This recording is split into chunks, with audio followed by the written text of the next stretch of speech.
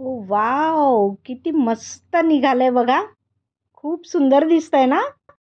Hello friends, कसे आहात तुम्ही? कविताज रेसिपीमध्ये तुम्हा सगळ्यांचं खूप खूप स्वागत आहे.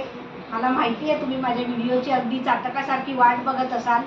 खूप दिवसांनी मी व्हिडिओ टाकते आहे, पण त्याबद्दल तुम्ही माझ्यावर नाराज असाल तर तसं करू नका. आज एक मस्त रेसिपी तुमच्यासाठी घेऊन आली आहे आणि थंडीचा सीझन सुरू झाला आहे आणि थंडीत फ्रूट्स खूप मस्त मिळतात. तर मस्तपैकी फ्रूट डेझर्ट कसं बनवायचं ते आपण बघणार आहोत.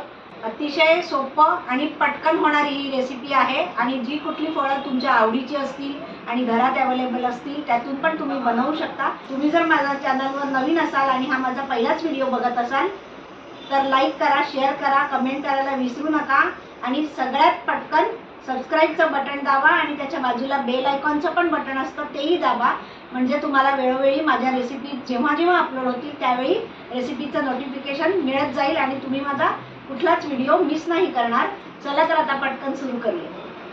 सगळ्यात आधी एक ट्रान्सपरंट मोठं बाउल घ्यायचं आहे काचेचं आणि सगळी फळं जी चिरलेली आहेत ती सगळी याच्यामध्ये लावायची आहेत. तुम्हाला जे हवी ती फळं तुम्ही घेऊ शकता. इथे मी ऑरेंज आहे, किवीज आहेत, ॲपल आहे, अशी सगळी फळं मी घेतलेली आहेत आणि स्ट्रॉबेरीज आहेत, बनाना आहे, पेर आहे. कुठल्याही शेपचं बाउल तुम्ही घेऊ शकता यासाठी. आता हे अगर अगर आहे, वेज अगर अगर मिळतं, तुम्ही बघा मार्केटमध्ये अवेलेबल होईल, पावडर असते ती. ह्याच्यात अजून एक प्रकार म्हणजे जिलेटिनचे सॅशे पण असतात, पण ते नॉनव्हेज असतात म्हणून मी ते घेतले नाही आहेत. अगर अगर घेतलं तर इझिली ते डिझॉल्व होतं आणि वेज आहे हे. आपल्याला यातलं फक्त 8 ग्रॅम घ्यायचं आहे अगर अगर. ते मी वेगळंच वजन करून आणलं होतं आणि ते आता एका पॅनमध्ये घालायचं आहे आणि 50 ml पाणी घ्यायचं आहे मेजरमेंटच्या कपने आणि ते डिझॉल्व करायचं आहे. आता खालून गॅस लावायचा आहे आणि हे थोडंसं शिजवून घ्यायचं आहे. शिजल्यानंतर याच्यामध्ये 350 ml मेजरमेंटच्या कपने मी मोजून घेतलं आहे ते दूध घालायचं आहे.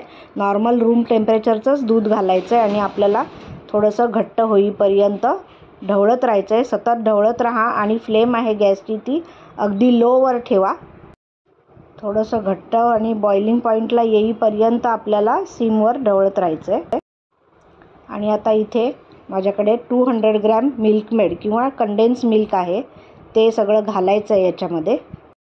हे जे कंडेन्स मिल्क आहे ते तुम्हाला ग्रोसरी शॉपमध्ये हल्ली इझिली अवेलेबल होतं. 400 ग्रॅम आणि 200 ग्रॅम या 2 क्वांटिटीमध्ये येतं. आपल्या या रेसिपीला फक्त 200 ग्रॅमच आपल्याला रिक्वायरमेंट होती म्हणून मी छोटा डबा आणला होता. आता हे आपल्याला सतत सिम गॅसवर ढवळत राहायचं आहे, कंटिन्युअसली स्टर करायचं आहे, अजिबात खाली लागू द्यायचं नाही आहे.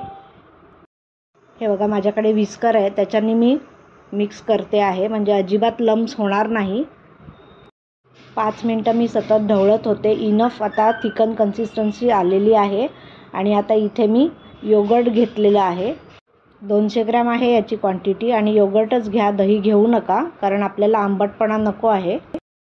खालून मी गॅस बंद केलेला आहे आणि त्यानंतर योगर्ट आपल्याला घालायचं होतं. आता आपली नेक्स्ट स्टेप ही आहे की ही बाकीची फळं जी बाजूला ठेवली होती चिरलेली ती सगळी याला मिक्सरमध्ये घालायची आणि व्यवस्थित छान फळं सगळी कोट झाली पाहिजे आपल्या या मिक्सचरनी. बघितलं किती मस्त दिसतंय, व्हाईट आणि सगळे फ्रूट्सचे डिफरंट कलर्स आहेत. एकदम कलरफुल आपलं फ्रुटी डेझर्ट होणार आहे. छान व्यवस्थित कोट झालेलं आहे.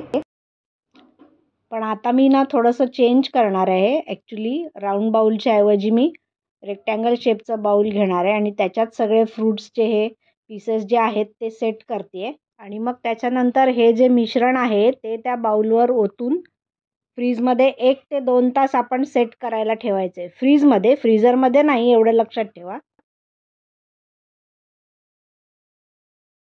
हे बघा मी फ्रीजमधनं बाहेर काढून आणलेलं आहे आणि किती मस्त शेप होल्ड केलेला आहे आणि फ्रूट्स बघा किती छान दिसत आहेत, अट्रॅक्टिव्ह. ओ वाव, किती मस्त निघालंय बघा. खूप सुंदर दिसतंय ना. It's really so tempting. आता आपण याला कट करूया.